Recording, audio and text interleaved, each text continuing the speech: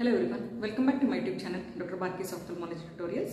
Today we will discuss about one of the ametropias, that is myopia. So before going to the topic myopia, let's see the literal meaning of ametropia. Okay. So the word ametropia is derived from the word metron, which is a Greek word meaning measure. Okay. So the ametron means not according to the measure.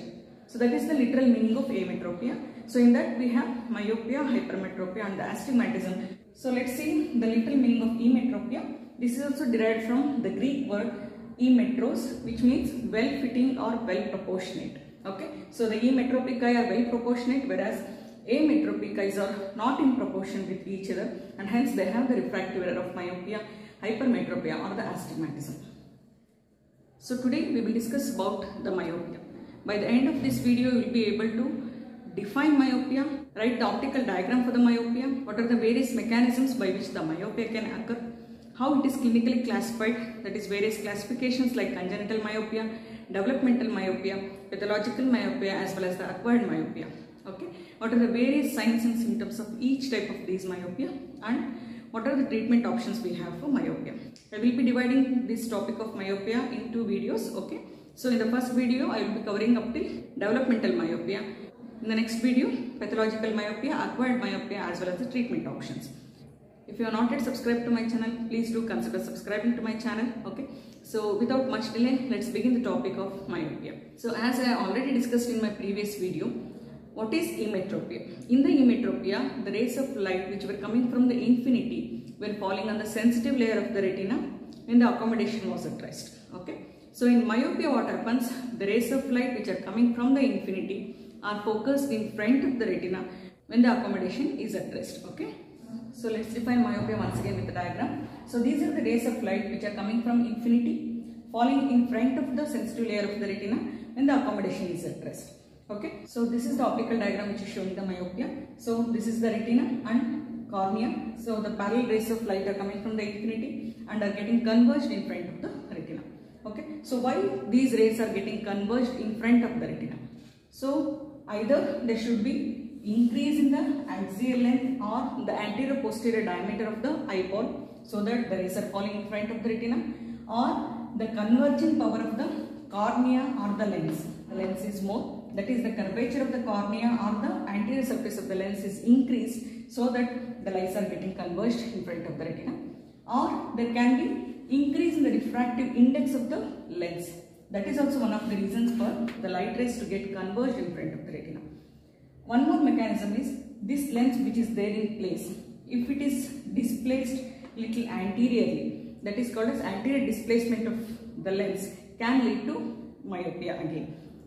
Adding to these mechanisms, if there is spasm of accommodation or sustained accommodation, that can also lead to myopia, what is known as pseudomyopia. Okay. So depending upon all these various mechanisms, this myopia can be named or classified. Okay. So if there is increase in axial length and that is the cause for myopia, that is called as axial myopia. If there is increase in the curvature of the cornea or the increase in the curvature of the lens and that is the reason for the myopia, then it is called as curvatural myopia. If the refractive index of the lens is increased and that is the reason for the myopia, that is called as index myopia. If there is a change in the position of the lens, that is anterior displacement of the lens leading to myopia, that is called as positional myopia. Positional myopia. And the myopia which is occurring because of excessive accommodation is called as myopia due to excessive accommodation or pseudomyopia. Okay. So these are the various mechanisms by which the myopia can occur, and these are the various names which are given for these types of myopia. That is axial myopia, curvatural myopia, index myopia, positional myopia and myopia due to excessive accommodation. So what is the optics of this myopia? So what happens and how the image is blurred in case of myopia? As we have seen, the parallel rays of light which are coming from infinity are getting converged in front of the retina because of so many reasons which I have explained now. So the convergence point is in front of the retina, and from this point the rays of light will diverge and they form a circle of diffusion over the retina, and hence the image is blurred in these patients of myopia. So definitely the far point for this patient or the myopic patient is not infinity. Means these patients can't see everything clearly at the very far distance. So the far point lies somewhere in front of the cornea, okay, and that depends upon the degree of myopia, okay, and that is shown in the table, like that is with how many diopters of myopia, where is the far point for these myopic patients. That is with the distant vision. What happens to the near vision? Since these patients can easily or clearly see the near objects, there is no role of accommodation which is required for these myopic patients to see near objects. So they will not use any of the accommodation to see the near objects. So there is no accompanying convergence which usually occurs in these myopic patients, and hence there is no convergence, and these patients are more prone for exophorias. Because of lack of this accommodation as well as the convergence, these patients tend to develop the presbyopia little earlier compared to the general population. Okay, the optics here are the retinal image is formed because of these divergent rays which are forming circle of diffusion over the retina. The far point is not the infinity, it is somewhere in front of the cornea depending upon the degree of myopia. And for the near vision, they will not use any amount of the accommodation or the convergence. Okay, so these are the optics in case of myopic patients. So what is the prevalence of this myopia? Worldwide, almost 1.5 billion people are suffering from this myopia, contributing to almost 22% of the population which are suffering from myopia. If you come to India, it is 8.5% of urban children are suffering from myopia, as well as 6.1% of the rural children are suffering from this myopia. So such is the extent and the burden of this myopia, and hence there is a need to detect myopia at a very early age. So let's recap what we discussed till now. We discussed about the definition of the myopia, how to draw the optical diagram of myopia, and the optics involved in the myopia, and the various mechanisms by which this myopia can occur, and the classification depending upon the mechanism prevalence of this myopia. So now we will move on to the clinical classification of this myopia. So this can be remembered very easily. The one is the congenital myopia, which is present at birth. Once there is congenital, there has to be something acquired or developmental. So that is developmental myopia, and there is acquired myopia, and the myopia which is associated with some pathological changes in the fundus, that is called as pathological myopia. So the clinical classification is like congenital myopia, developmental myopia, pathological myopia, and the acquired myopia. So let's discuss all these in detail one by one. Okay. So the first one is the congenital myopia. As the name suggests, the myopia is there since birth. Okay. But usually it is detected by 2 to 3 years of age. So which are all the babies which are at risk of developing this congenital myopia? If the babies are premature babies, or associated with other diseases like Marfan's or the homocystinuria, or if it is one of the twin babies, then they are at risk of developing this congenital myopia. So which is the cause for this congenital myopia? It is because of increased axial length. Okay. So this is the mechanism of myopia in congenital type. And remember, we usually write the myopia with the minus sign, and we measure the degree of myopia in diopters. Okay, and that is represented as the D, diopters. Okay, so these congenital myopic patients will usually have 8 to 10 diopters of myopia, but that remains constant, it will not progress.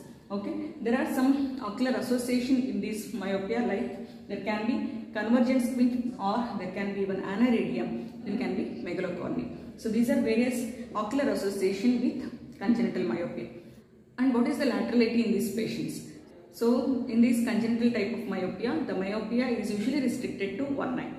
If it was bilateral, means in both the eyes there is myopia, then it would have been easy to detect myopia depending upon child's response to the visual stimuli. But since it is unilateral in most of the cases, it goes undiagnosed. So unless we screen these children which are at risk, we will miss the unilateral high myopia, and ultimately these children will end up in amblyopia and the loss of vision in that time. So it is very important to screen all the children by doing diffraction whenever at their risk. Okay. And what is the prognosis in these congenital myopic patients? It is usually good because it doesn't progress beyond 8 to 10 diopters. Only thing is it has to be detected early and treated early, then the prognosis is good. And if the myopia is very large, or if there is great anisometropia between the two eyes, then the degree of binocularity may be little affected. Otherwise, the prognosis in these congenital myopia patients is good. So the next type of myopia is developmental myopia, also called as simple myopia, also called as physiological myopia, also called as school myopia. Okay, so these are the various names for the same type of myopia: developmental, simple, physiological, as well as school myopia.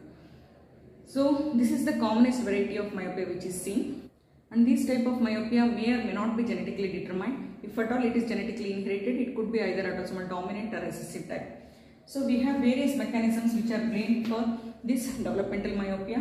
The one is the increased axial length, then there is increased curvature of the cornea and the lens, which can contribute to myopia. Even the poor diet, which is poor in the nutritional values, can add to development of this myopia, but it is not so proven.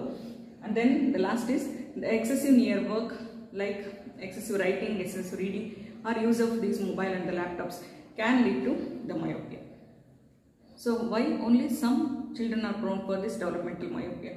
As I discussed in my previous video, the process of emetropization, that is at birth children are usually hypermetrop, and as they grow by 6 years, the process of emetropization occurs, that is the rays start falling on the retina.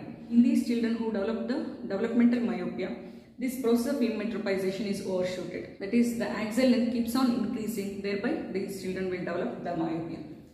So usually this myopia starts by 7 to 10 years of age and then increases progressively, okay, and usually stabilizes by mid-teens or 15 to 16 years of age, and it will be in the tune of -5 to -8 diopters. And these myopia are little easy to detect compared to your congenital type of myopia, since this developmental myopia develops in little later age group where the children can tell their symptoms.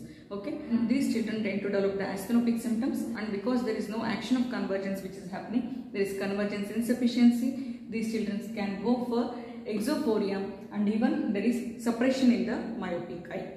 More than all these symptoms, the psychological outlook of the child is changed. Since the distant vision is less, the child can't see the far objects, he will restrict himself to the indoor activities or reading books. The student becomes more studious, but his outdoor activities are totally hampered.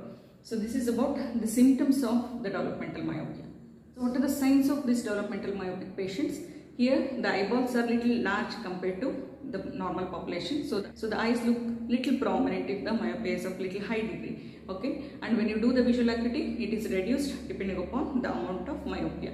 And if you do the refraction, you will get the refractive error in the tune of -5 to -8 diopters. The cornea can be little large, even the antechamber can be deep, and when the pupil can be little large and sluggishly reacting. And when you do the fundus examination, the disc may show the myopic crescent.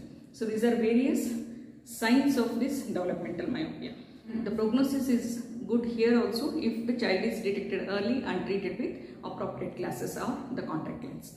So hope this first part of video on myopia is useful to all of you. We'll continue with the pathological myopia and the acquired myopia, as well as the treatment options in the next video. If you like my videos, please do subscribe to my channel. Press the bell icon for further notifications. Please do like and share my videos and leave your valuable comments. Thank you so much.